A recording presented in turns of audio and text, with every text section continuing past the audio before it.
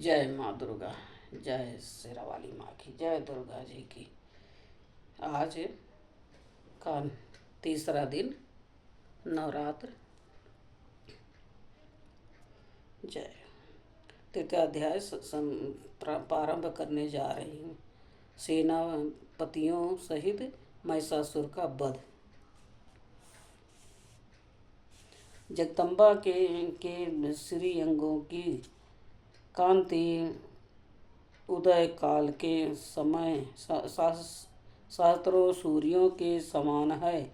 वह लाल रंग की रेशमी साड़ी पहने हुए हैं। उनके गले में मुंडमाला शोभा पा रही है। दोनों स्तनों पर रक्त चंदन का लेप लगा है। वह अपने कर कमलों में जप मालिका विद्या और अभय तथा बर नामक मुद्राएं धारण किए हुए हैं। तीनों नेत्रों से सुशोभित मुखारबिंद की बड़ी शोभा हो रही थी। ये उनके मस्तक पर चंद्रमा के साथ ही रत्नमय मुकुट बांधा है तथा वह कमल के आसन पर विराजमान है। ऐसी देवी को मैं भक्ति पूर्वक प्रणाम करता हूँ।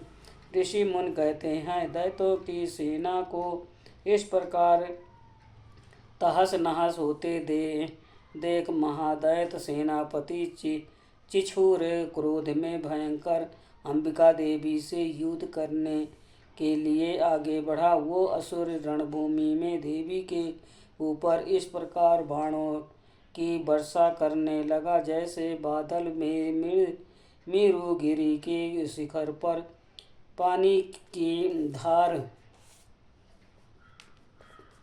बरसा रहा हो। तब देवी ने अपने बाणों से उसके बाण समूह को अनायास ही काटकर उसके घोड़े और सारथी को भी मार डाला। साथ ही उसके धनुष तथा अत्यंत ऊंची ध्वजा को भी तत्काल काट गिराया। धनुष कट जाने पर उसके अंगों में अपने बाणों से खींच डाला। धनुष तथा घोड़े और सारथी के नष्ट हो जाने पर वो असुर ढाल और तलवार लेकर देवी की ओर दौड़ा। उसने तीखी धार वाली तलवार से सिंह के मस्तक पर चोट करके देवी की भी बाईं भुजा में बड़े वेग से प्रहार किया। राजन, देवी की बाह पर पहुँचते ही वो तलवार छूट गई। फिर तो क्रोध से लाल आंखें करके उस राक्षस ने शूल हाथ में लिया और उसे महादैत्य ने भगवती भद्रकाली के ऊपर चलाया। वो शूल आकाश से गिरते हुए सूर्यमंडल की भांति अपने तेज से प्रज्वलित हो उठा। उस शूल को अपने ओर आते देख देवी ने भी शूल का प्रहार किया। उससे राक्षस के शूल के सैकड़ों टुकड़े हो गए। साथ ही महादैत्य चिछूर की भांति भी धज्जियां उड़ गई। वो प्राणों से हाथ धो बैठा। महिषासुर के सेनापति उस महापराक्रमी चिछूर के मारे जाने पर देवताओं को पीड़ा देने वाला चामर हाथी पर चढ़कर आया। उसने भी देवी के ऊपर शक्ति का प्रहार किया, किंतु जगदम्बा ने उसे अपने हुंकार से ही आहत एवं निष्प्रभ करके तत्काल पृथ्वी पर गिरा दिया। शक्ति टूट कर गिरी हुई देख चामर को बड़ा क्रोध हुआ। अब उसने शूल चलाया, किंतु देवी ने उसे भी अपने बाणों द्वारा काट डाला। इतने में ही देवी का सिंह बाहु युद्ध करने लगा। वह दोनों लड़ते लड़ते हाथी से पृथ्वी पर आ पहुँचे।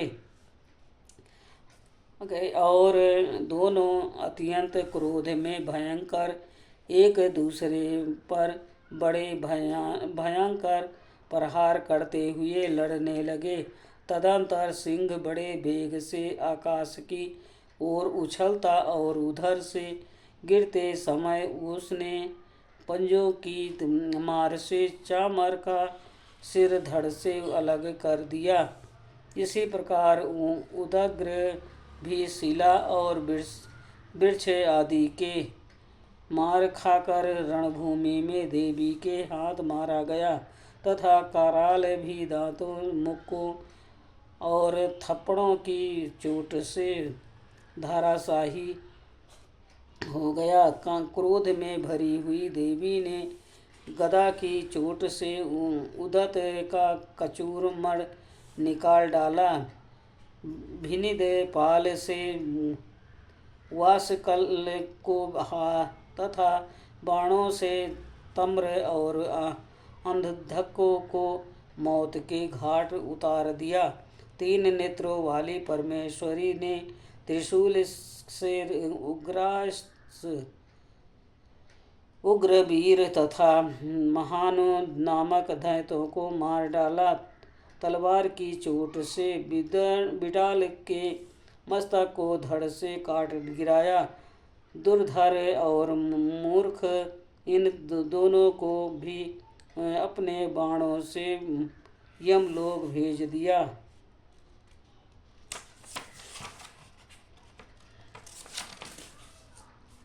इस प्रकार अपने सेना का संहार होता देख महिषासुर ने भैंसे का रूप धारण करके देवी के गणों को त्रास देना आरंभ किया। किन्हीं को थूथुन से मारकर किन्हीं के ऊपर खुरों का प्रहार करके किन्हीं की सींगों से पूंछ से चोट पहुंचाकर कुछ को सींगों से विदीर्ण करके कुछ गणों को बेग से किन्हीं को सिंहनाद से कुछ को चक्कर देकर और कितनों को निश्वास वायु के झोंके से धराशायी कर दिया। इस प्रकार गणों की सेना को गिराकर वो असुर महादेवी के सिंह को मारने के लिए झपटा। इससे जगदम्बा को बड़ा क्रोध हुआ। उधर महापराक्रमी महिषासुर भी क्रोध में भरकर धरती को खुरों से खोदने लगा तथा अपने सींगों से ऊंचे ऊंचे पर्वतों को उठाकर गरजने लगा।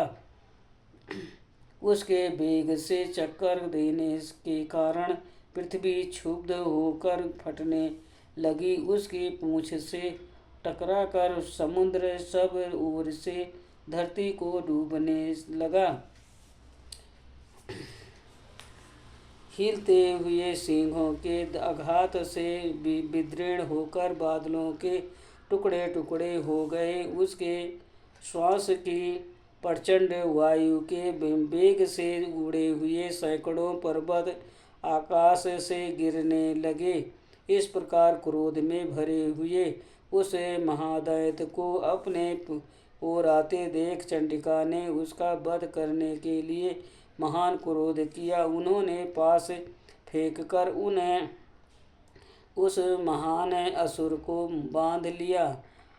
उस महासंग्राम में बध जाने उसने भैंसे का रूप त्याग दिया और तत्काल सिंह के रूप में वह प्रकट हो गया।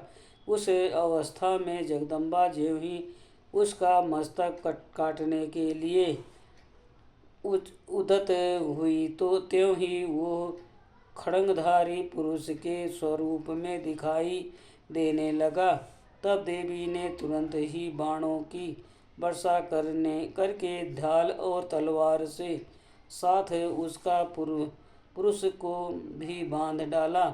इतने में ही वो महान गजराज के रूप में परिणित हो गया तथा अपने अपने सूंड से देवी के विशाल सिंह को खींचने और गर्जने लगा। खींचते समय देवी ने तलवार से उसकी सूंड काट डाली।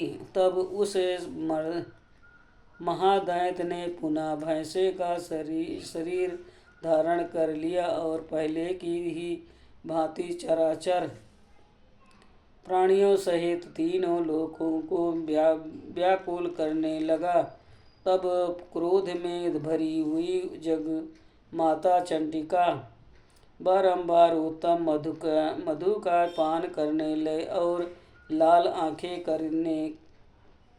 करके हंसने लगी। उधर वो बल और पराक्रम के मद से उत्तम हुआ राक्षस गर्जने लगा और अपने सींगों से चंडी के ऊपर पर्वतों को फेंकने लगा। उस समय देवी अपने बाणों से समूह से उसके फेंके हुए पर्वतों को चूर्ण करती हुई बोली। बोलते समय उनका मुख मधु के मद से लाल हो रहा था और वाणी लड़खड़ा रही थी। देवी ने कहा, ओ मूढ़, मैं जब तक मधु पीती हूँ तब तक तू क्षण भर के लिए खूब गर्ज ले। मेरे हाथ से यही तेरी मृत्यु हो जाने पर शीघ्र ही देवता भी गर्जना करेंगे।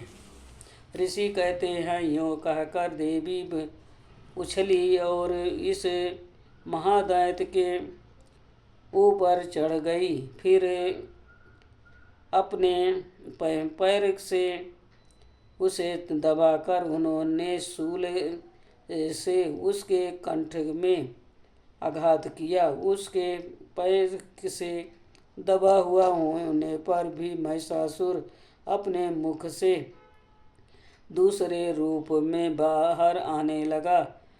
आधे शरीर से ही वो बाहर निकलने पाया था कि देवी ने अपने प्रभाव से उसे रोक दिया। आधा निकला होने पर भी वो महादैत्य देवी से युद्ध करने लगा। तब देवी ने बहुत बड़ी तलवार से उसका मस्तक काट गिराया। फिर तो हाहाकार करती हुई दैत्यों की सारी सेना भाग गई। तब संपूर्ण देवता अत्यंत प्रसन्न हो गए।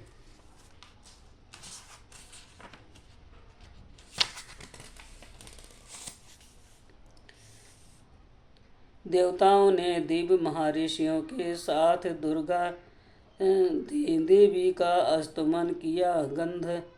गंधर्वराज गाने लगे तथा अप्सराएं नृत्य करने लगी।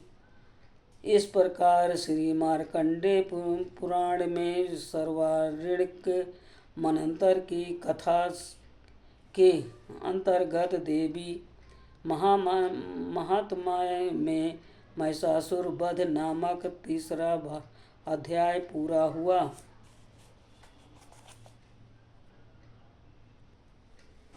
जय माता दी, जय शेरावाली माता दी, जय शेरावाली माता दी, जय दुर्गा माता की। जो तीसरा अध्याय पढ़ने में कोई भी गलती हो, शेरावाली माँ माफ करना। जय शेरावाली माँ की, जय शेरावाली माँ, जय चंद्रघंटा की जय।